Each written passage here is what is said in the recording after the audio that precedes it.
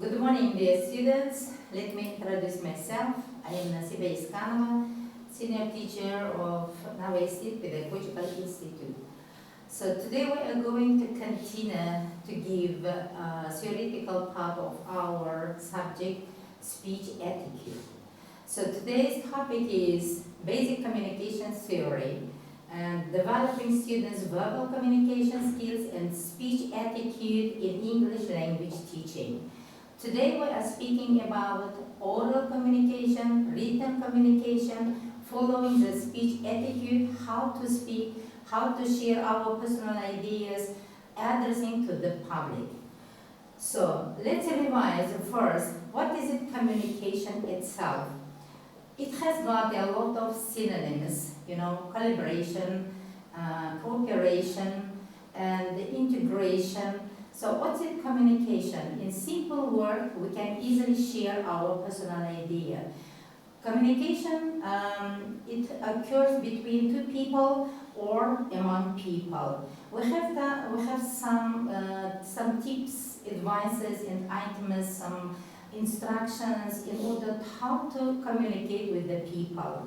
Communication is very important, especially when you are making a performance before public and before a big audience, auditorium. So you have to share your personal ideas, addressing to the public very perfect way, properly. At the same time, you have to follow all the requirements. We have begun sharing these ideas from the beginning of our lecture. So what can you say about the effective communication skills? What things can we include here? What requirements we have to follow? The first one, you have to share your personal ideas directly, without hesitation, without using some fillers, without looking at the ceilings or the feeling, or maybe without choosing unproven statements. You have to select the words. It must be, or they must be proven statements. It must be factual information. Plus, you have to give your own personal ideas. So, what can you say about the developing effective communication skills? So it can be done in a wide range of ways and produce measurable results that can boost a student's career. So I think everybody has already made some communication between people and among people. So if you remember, so what words, what statements you have mentioned it before. So today we are going to speak about these items. So what can we say about the basic communication theory? It is a theory that deals with the technology of the transmission of information between people and machines, or machines and machines. So I can give you one explanation. So we are comparing the communication with the chain. Chain, it means where the speaker get or obtain information. Of course, from the social life, from the proven statements, from internet source, or from the textbooks, coursebooks, but not the words in the street or which they have heard in the street or at home, where, but it must be proved one. So gained information, recollected information, a speaker can send this one to listener. Listener, they may be you, they may be me. So, and listeners can receive the information from the speakers, communication speakers, explanation. And then listeners can obtain this information and they can easily share their own personal ideas. It may be discussion, it may be debate, or they are easily sharing their own personal ideas in a public speech. So, next thing I want to mention, communication theory framework. So, mechanistic and psychological, we are going to share these ideas. So what can you say about the psychological communication? So if I have learned something, if I have obtained this proven statements, if I am very sure and confident, I have to show my confidence to the public in order to say something, in order to send the information. So my appearance also must be very confident. My appearance must be very wonderful in order to share my personal ideas.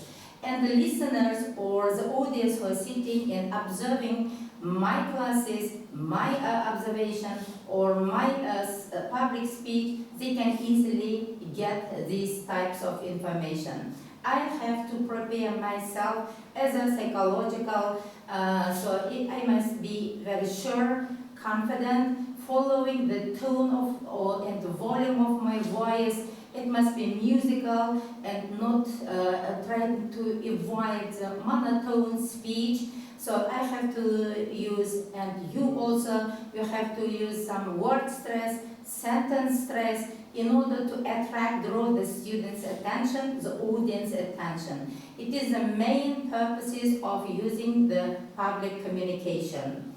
So, verbal communication is very important in spoken communication. So before I mentioned, it must be proven, it must be musical, it must be very exciting and fascinating in order to draw the students' attention, in order to send the gained information to the public. In the same way, and the audience can also learn something from the speaker's speech. It is also called communication. So with the help of verbal communication, we can also include here non-verbal ones. We have not to stand very straight looking at the audience. We have to use our body language, facial expressions, and hand gestures and body movement of ours. So not stand in one place or maybe in the corner of the auditorium. So we can smile a lot, and if it is very serious topics and to say, we have to change our mood and to change our facial expressions. It is also very, very important in order to make communication so among people and between people. Competent and skilled communicators. So are ethical communicators who take responsibility for messages creation, impact, and effect in a diverse range of contexts. We are including here mass media, interpersonal, intercultural, professional, and public areas. We have to pay much more attention in order to make our presentation, to make our public speech beforehand. We have to select very essential, beneficial information in order to show the audience. So, next one, speech etiquette in order to follow, it depends on the people's behavior.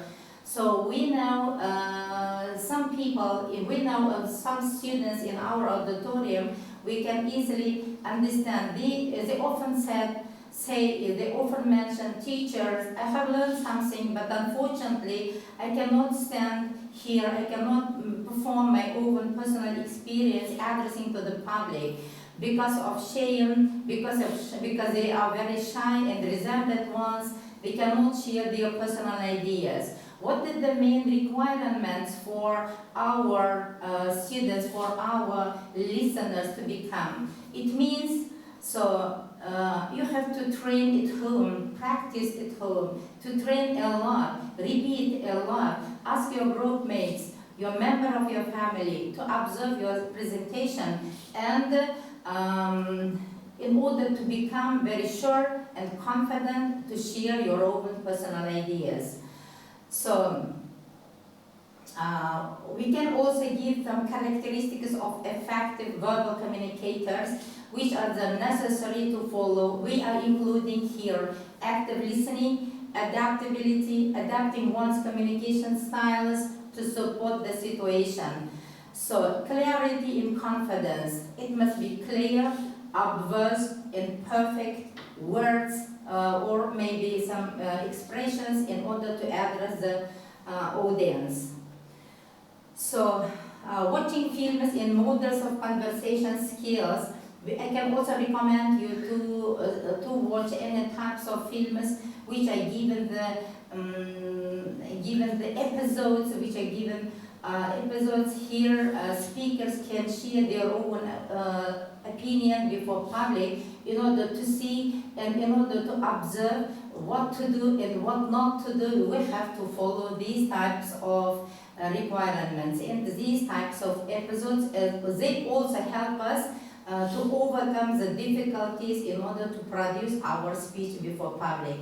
At the end of my speech, I can also recommend you to follow and to practice at home, and always get ready to make a communication as oral communication and written communication in order to show the people that you have learned something. You are educated person to share your own personal opinion freely. Thank you very much. See you for the next time. Goodbye.